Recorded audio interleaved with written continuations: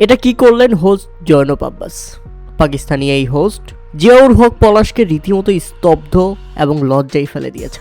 তিনি বললেন, কাবিলা তোমার রোকিয়া কেমন আছে? আর এই কথা শুনে কাবিলা একেবারে লজ্জায় লাল হয়ে যায়। কাবিলা শুধু বলছিল, এটা আপনি কেমনে জানেন? রীতিমতো আকাশ থেকে পড়ে কাবিলা। জিয়াউর হক পলাশ ওরফে কাবিলা ব্যাচেলর পয়েন্টের এই চরিত্রকে ব্র্যান্ড অ্যাম্বাসিডর করেছে নোয়াখালী এক্সপ্রেস। আর নোয়াখালী এক্সপ্রেসের ব্র্যান্ড অ্যাম্বাসিডর কাবিলা আজকে উপস্থিত হয়েছেন, উপভোগ করছেন নোয়াখালীর ম্যাচ। তবে তাকে বসিয়ে রেখে নোয়াখালী তেমন একটা সুবিধা করতে পারেনি আজকের ম্যাচেও। প্রথমে ব্যাটিং করতে নেমে তাদের শুরুটা হয় একেবারেই অপ্রত্যাশিত। প্রথম বলেই উইকেট, মোহাম্মদ আমির যেন কোমরটা ভেঙে দিলেন তাদের। এরপর হাবিবুর রহমান সোহান এই ব্যাটসম্যান ফিরলে মাত্র 9 রানের মধ্যেই তারা হারিয়ে ফেলে 2 উইকেট। দেখতে দেখতে মাত্র 70 রানের মধ্যেই তারা হারিয়ে ফেলে 5 উইকেট।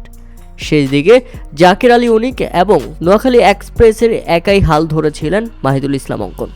এই দুই ব্যাটারের ব্যাটে ভর করে শেষ পর্যন্ত নোয়াখালী এক্সপ্রেস নির্ধারিত 20 ওভারে 7 উইকেট হারিয়ে 143 রানের লড়ক সংগ্রহ দাঁড় করাতে পারে। 51 বলে 61 রানের অপরাজিত এক ইনিংস খেলে শেষ পর্যন্ত অপরাজিত থাকেন মাহিদুল ইসলাম অঙ্কন। কাবিলা আজকে নোয়াখালী এক্সপ্রেসের খেলা দেখতে এসে নিজের এলাকা এবং নিজের টিমের ব্র্যান্ড অ্যাম্বাসেডর হতে পেরে কাবিলা নিজেকে গর্ববোধ মনে করছেন এবং তাকে এই ধরনের সম্মান দেওয়ার জন্য সবাইকে ধন্যবাদ জানিয়েছেন। সাপোর্টারদের প্রতি কৃতজ্ঞতা প্রকাশ করেছেন, সেই সাথে গভীরভাবে শোক প্রকাশ করেছেন আজকে ঢাকা ক্যাপিটালসের কোচ মাহবুব আলী জাকি স্যারের জন্য।